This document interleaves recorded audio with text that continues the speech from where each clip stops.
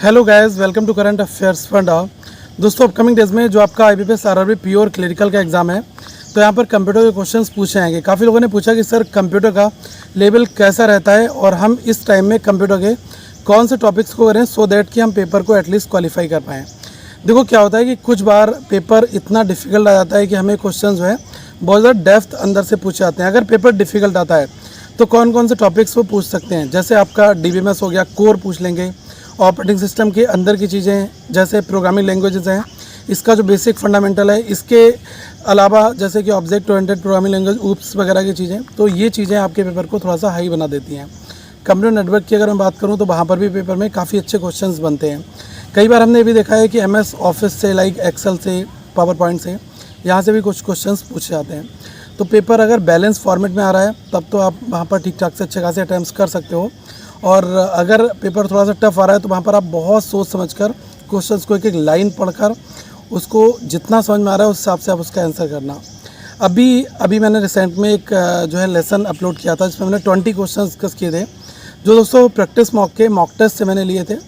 तो उसमें ज़्यादातर क्वेश्चंस मुझे एक्सेल के लगे थे, और जो क्वेश्चन थे कुछ वो मतलब अच्छे क्वेश्चन से अगर आप डिटेल्ड एनालिसिस करके जाओगे तो आपको काफ़ी एक्स्ट्रा इन्फॉर्मेशन वहाँ पर सीखने को मिलेगी। ठीक है, अब जैसे अभी के लिए मैं यही कहूँगा कि आप ज़्यादातर जैसे कंप्यूटर का जो बेसिक फंडामेंटल है वो पढ़ लो, और कुछ क्वेश्चंस आप कंप्यूटर नेटवर्क के कर लो, वहाँ से क्वेश्चंस मिलेंगे।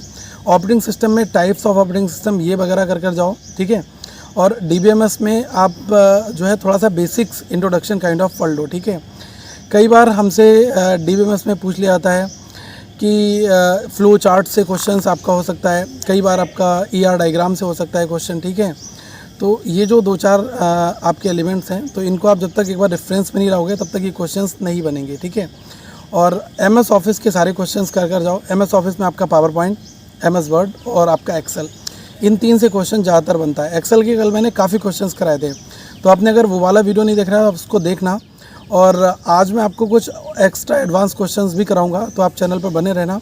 और प्रैक्टिस करने के लिए हमें यही फंडा अपनाना पड़ेगा कि जो हमारे पास में मेंस के मॉक टेस्ट हैं इनके क्वेश्चंस को आप बनाओ, और जो रिलेटेड इन्फॉर्मेशन है इसको अच्छी तरीके से पढ़ लो।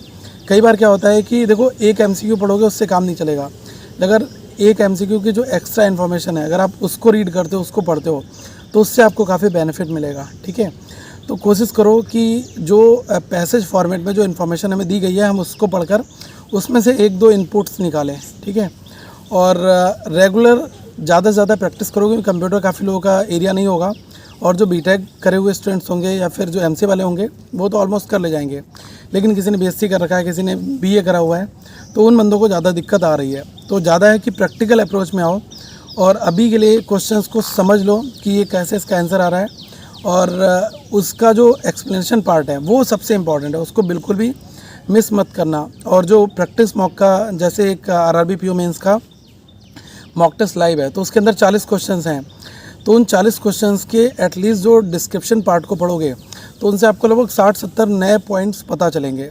ठीक है, तो फिर भी अगर अभी भी कोई डाउट हो, कुछ चीज़ पूछनी हो तो आप पूछ सकते हो, और बाकी हम अगले सेशन में मिलेंगे। So thank you, have a good day to all of you once again.